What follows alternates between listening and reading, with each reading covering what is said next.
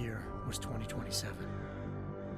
Advances in biotechnology were helping people improve their physical and mental abilities to an amazing degree. Provided, of course, they had enough money. A new breed of people was emerging, half human, half machine. And in Detroit, at least, not everyone was happy to see it. I'd just landed a job as head of security at Sarif Industries, a cutting-edge biotech firm. David Sarif himself handpicked me for the job, said he needed me to keep his people safe. My ex, Megan Reed, was one of them. Brilliant neuroscientist, Megan had found a way to make augmentation safe and affordable for everyone. All she had to do was present her research to Congress. But the night before her big meeting, my security measures failed. A team of Black Op mercenaries stormed into Sarif headquarters, massacring everyone in sight. 3 of the mercs were heavily augmented walking tanks. Their mission? Take out Megan and her team. I tried to stop them, but their leader tossed me through a plate glass wall. Last thing I heard as his bullets slammed into my brain was Megan's dying scream. I should have died with her. Only I didn't. High-end military-grade enhancements saved my life. The best augmentation Sarif's money could buy. It took me half a year to get a feel for her. Should have taken longer. But 6 months into my recovery, Sarif Industries was attacked again. This time, by a radical group of pro-human purists.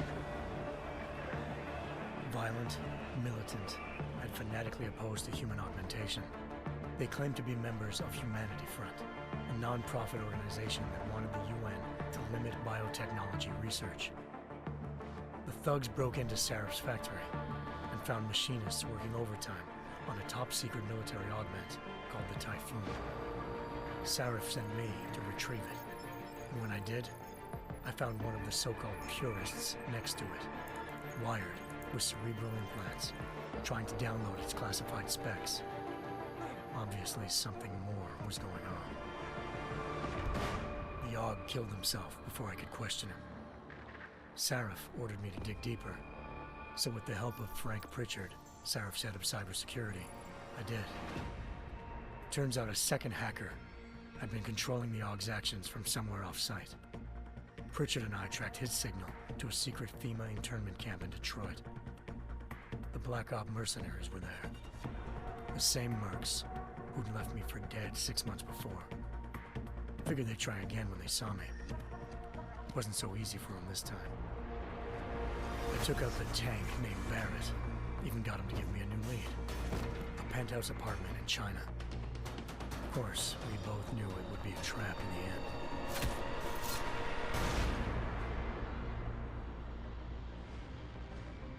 Hengsha Island, China. Home to a city so crowded, they had to build a second city on top of it. Trying to find clues in Hengsha wouldn't be easy. Lucky for me, I wasn't alone. Farida Malik, Sarif Industries' ace pilot, had lived in Hengsha before. A good person to have on your side. She knew enough about the place to get me around. Malik dropped me in the lower city, close to the penthouse Barrett had told me about. Bell Tower Associates, a private security firm under contract to the Chinese government, had agents tossing the suite when I arrived. Just not for the reason I'd been expecting. Turns out the man who lived there was a criminal hacker named Van Bruggen. The same hacker who'd been remotely controlling the AUG in Sarif's factory. Van Bruggen's panicked decision to force the man to commit suicide had been a mistake. Now his mercenary partners were gunning for him, and I needed to find him before they did. Locating Van Bruggen meant playing nice with the Triads, Hengsha's organized crime lords. They had the hacker holed up inside a low-rent capsule hotel. By the time I found him, Van Bruggen had no qualms giving up the woman who hired him. Zhao Yunru, president of the Taiyang Medical Corporation. According to Van Bruggen, Zhao wanted to monopolize the augmentation industry and had hired Black Op mercenaries to destabilize her competition. Sarif Industries was at the top of her list.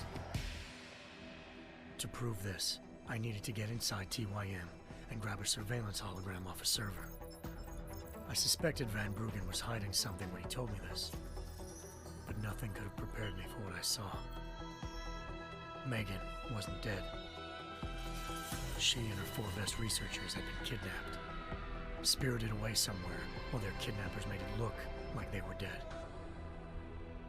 Desperate to learn more, I confronted Zhao in her penthouse. She claimed to be a pawn in a bigger plan, and hinted at a group so powerful it controlled global interests at a whim. Then she slipped into a panic room and hit the alarm, forcing me to make a very quick exit. I figured Zhao was lying, but part of her confession made sense. David Sarif had been worried about his people. So worried, he'd required all of them to have subdermal locator devices surgically implanted. The GPOs would have been broadcasting the day of the attack. But Zhao said a single call to Picus, the world's leader in global 24-hour satellite news, had turned those signals off. I needed to fly to Picus headquarters in Montreal if I wanted to learn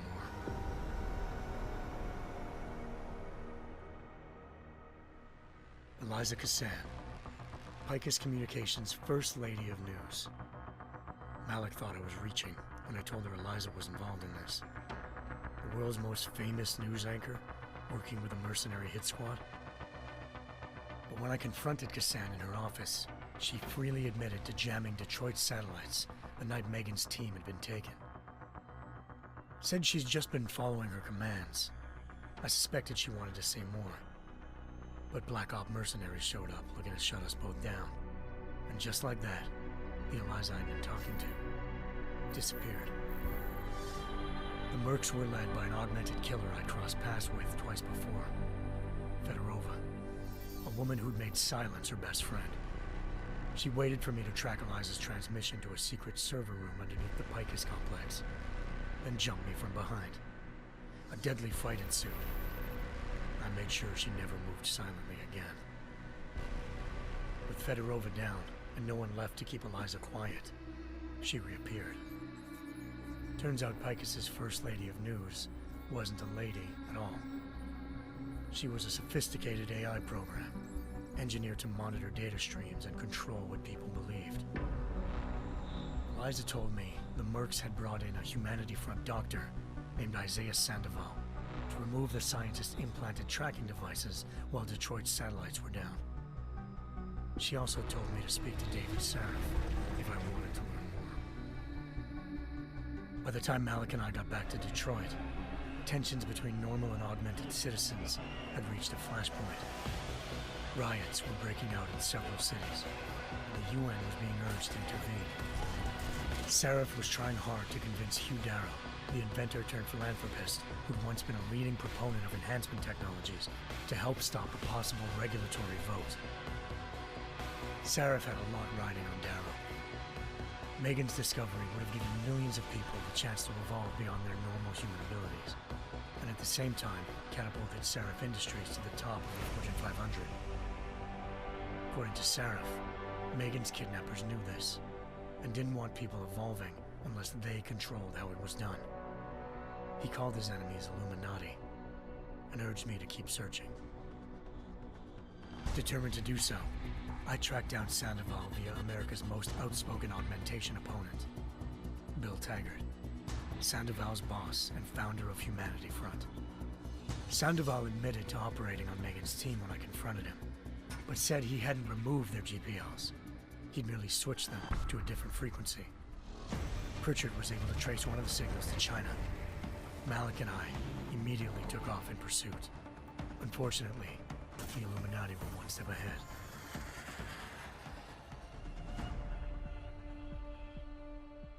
Ambushed.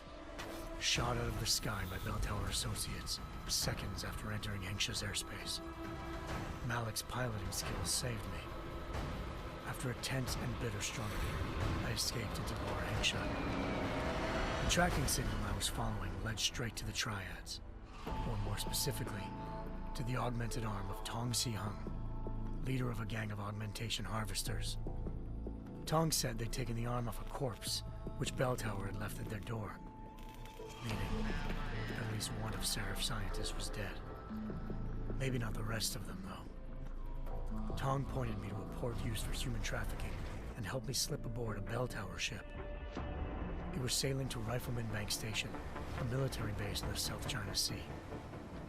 Bell Tower was holding kidnapped civilians as prisoners there, and using them to perfect the Chiron Project, a human-computer interface that left most of its test subjects dead. My search for Megan would have ended then, if not for a mysterious ally named Quinn.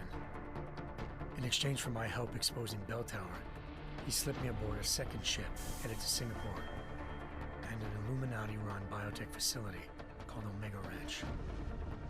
3 of Sarif's scientists were there, forced by their captors to create a technology capable of remotely shutting down augmented abilities.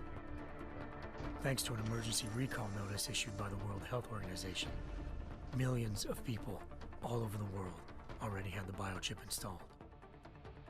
With the help of the scientists, I tracked Megan to a private section of the ranch.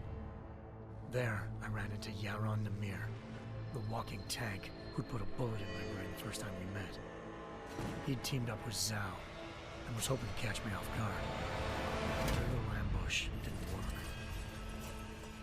I found Megan in a suite belonging to Hugh Darrow, the billionaire philanthropist who'd Sarif had called on for help. Darrow had convinced her to go along with the biochip plan by promising to sabotage the tech.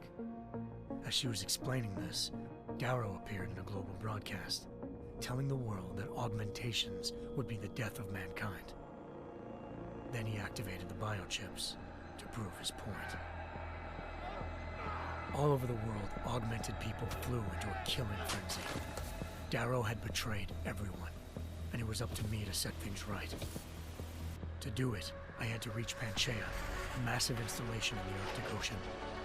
As I raced through corridors built by an all-augmented workforce, I saw death and destruction firsthand. By the time I shut down Darrow's broadcast, I knew the damage he'd done. Still, humanity's future remained unclear. How would the world react to this sabotage? Would people ever regain their faith in augmentations again? What would be the Illuminati's next move? Only time will give us the answers.